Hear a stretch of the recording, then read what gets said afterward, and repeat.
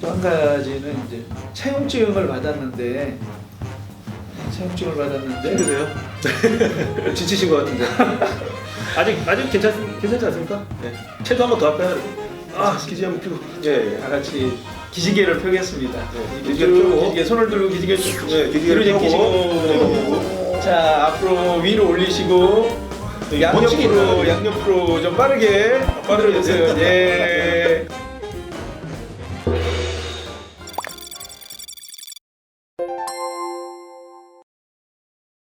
안녕하세요. 법무사TV의 윤동현 법무사입니다. 김종국 법무사입니다. 김영용 법무사입니다. 예, 지난 시간에 우리가 소송과 관련된 절차 중에서 송달을 어떻게 보내고 뭐 특별 송달도 있고 공식 송달도 있고 이런 것에 대해서 한번 알아봤습니다. 그래서 오늘도 이어서 이렇게 김종국 법무사님이 아주 긴장된 자세로 센터가 별로 마음에 안 드시잖아요, 사실은 지금. 그렇죠. 하지만 그 누구도 우리 셋은 문은지 법무사님 계속 지금 출연하고 있어요. 제가. 문은지 법무사님은 센터를 상당히 좋아합니다. 중앙을 저도 회피하고 김영용 법무사님도 회피하기 때문에 아무것도 모르는 우리 김종국 법무사님을 제물로 삼아서 이렇게 센터에 제가 이제 의뢰인들 만나면 항상 그런 돈을 빌려주고 뭐 갚고 이런 다양한 계약을 하는데 항상 문제가 뭐냐면 우리는 사람을 너무 믿어요. 우리가 주민등록번호도 모르고 주소도 모르고 이럴 때 소송을 해야 될 경우가 있습니다. 이럴 때 어떻게 하면 과연 소송 절차를 진행할 수 있을지에 대해서 우리 주민등록번호하고 주소 모르면 우리 어떻게 해야 될까요? 요즘 사업자 등록증에는 주민번호가 안 나오고 생년월일만 나옵니다. 그리고 집 주소가 안 나와요. 과거에는 사업자 등록증 안에 주민번호 13자리가 다 나왔고 또 집 주소까지 나왔습니다. 사업자의 대표자의 주소. 그래서 사업자 등록증만 가지고 있으면 그걸 가지고 소송을 제기하는데 문제가 없었어요. 상대방을 특정하는데. 근데 최근에는 이제 아마 신용정보 문제 때문에 그런지 집 주소는 안 나오고 주민번호 안 나오고 생년월일만 나오기 때문에 맞아요. 대부분 이제 거래관계를 맺은 분들은 사업자 등록증 가지고 있죠. 그렇죠. 무심코 그냥 사업장 소재지를 송달 장소로 해서 소장을 제출하게 됩니다. 진행되는 데는 무리가 없는데 나중에 가서 이제 문제가 생기는 게 나중에 나오는데 나중에 무슨 문제가 생길까요? 집행을 하기 위해서는 이제 집행문이라는 서류를 법원으로부터 받아내야 되는데 그때 주민번호를 기재를 하게끔 되어 있습니다. 사업장 소재지를 송달 장소로 해서 판결을 받으면 주민번호는 일단 없고 그렇죠. 이 사람 이름하고 주소를 가지고 가서 주민초본을 떼려고 그러면 안 나옵니다. 사업장 소재지는 주민등록상 주소지가 아니기 때문에. 그러면 집행문을 부여받기가 어려워집니다.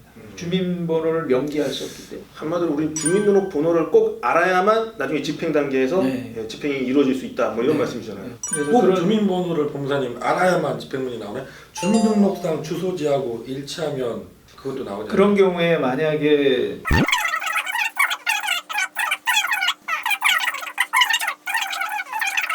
하여튼 뭐 주민등록번호를 알아야 된다는 소리잖아요. 그렇죠. 네, 뭐 그냥 쉽게 생각해서 그러면 법원에서는 주민번호가 기재가 되지 않았더라도 평소 궁금한 게 계속 물어보는 거예요. 일단 소송 판결은 내주는 거네요. 네, 법원에서는 그게 없더라도 진행이 됩니다. 네네네. 그래서 그 주민번호가 기재되지 않은 판결문을 받았을 때 오히려 집행 단계에서 문제가 될 수 있다는 문제의 거죠. 소지가 있습니다. 네. 좀 전에 이제 말씀드린 것처럼 개인사업자인 경우는 알아서 다시 이렇게 돌아오고 제가 질문하려고 딱 준비하고 있었는데 계속 머릿속에 계속 그 생각만 하고 있었거든요. 개인 사업자를 언제 치고 들어가지? 연어를 좋아해서 회귀 본능이 있나 봐요. 네?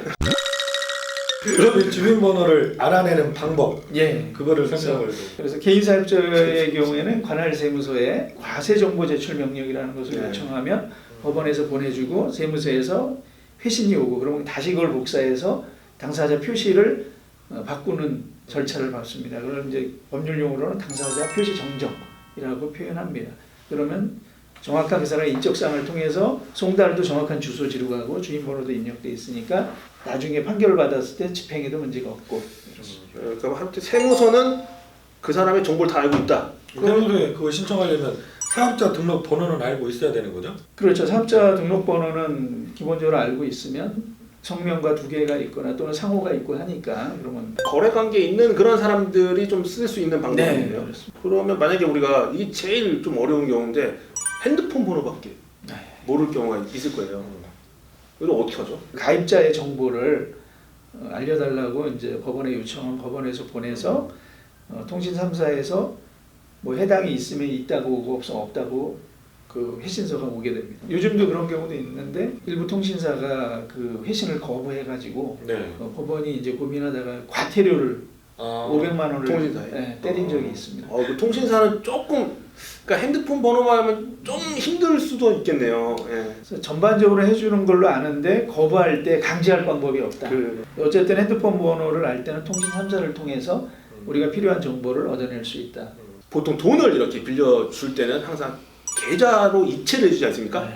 이랬을 경우에 우리가 또 쓸 수 있는 방법이죠. 통장 있을 것 번호를 같아요. 기본적으로 알게 되니까 그렇죠. 해당 은행에 금융거래 정보 제출 명령이라는 걸 신청하면 어려운 용어 나왔습니다. 네. 그 사람의 가입자 정보를 도로 알려오니까 그럼 네. 다시 그것을 가지고 당사자 표시 정정을 해서 또 진행을 해나갑니다. 네, 네. 은행도 모든 정보를 알고 있다 이런 거죠. 그 이외에 뭐 다른 정보를 제가 알고 있을 때 쓸 수 있는 또 방법이. 그 사람이 보유한 부동산이 과거에 있었는데 그 안에 이제 부동산 주소가 있고 그 소유자의 집 주소가 있지 않습니까? 그 소유자의 집 주소가 기재됐을 때 그 주소지 관할 주민센터를 통해서 그 사람에 관한 정보들을 또 법원을 통해서 사실조회 요청을 하면 주민센터가 회신해주고 그것을 통해서 그 사람의 인적사항을 확보하는 그런 절차가 있습니다. 집을 알고 있으면 이거 딱 써먹기 딱 좋은 방법이네요. 또 한 가지는 차용증을 받았는데 그 차용증을 뭐 어제 받아서 오늘 청구하지 않잖아요. 그렇죠. 그러면 그 차용증이 뭐 몇 년이 됐다든지 하면 네. 뭐 주민번호도 있고 주소도 있지만 그 주소로 했는데 또 송달이 안 되면 보정을 해야 되는 그런 사유가 발생하니까 그 전에 한번 내용 증명으로 지급 청구하는 방법도 있습니다. 차용증상의 주소지로. 그러면은 그 사람이 거기 살면 수령을 할 거고 네. 안 살면 반송이 돼서 오겠죠. 그러면 반송된 내용 증명을 가지고 가서 주민센터에 가면은 법 규정에 의해서 그 사람의 주민초본을 또 발급할 수 있습니다. 그러면 현 주소를 확인할 수 있겠죠. 법원에 소장을 제출하기 전인데도 내용 증명 반송된 것만 있으면 발급이 가능하네요. 예, 금전 지급 청구에 관한 내용이 들어간 내용 증명의 경우는 네. 반송이 되면 주민센터에서 주민등록법에 의해서 주민초본을 발급을 해줍니다. 예, 우리 김종국 법무사님께서 사실 그 이 방송에서 내용을 듣다 보면 개인적으로는 상당히 좀 졸립니다.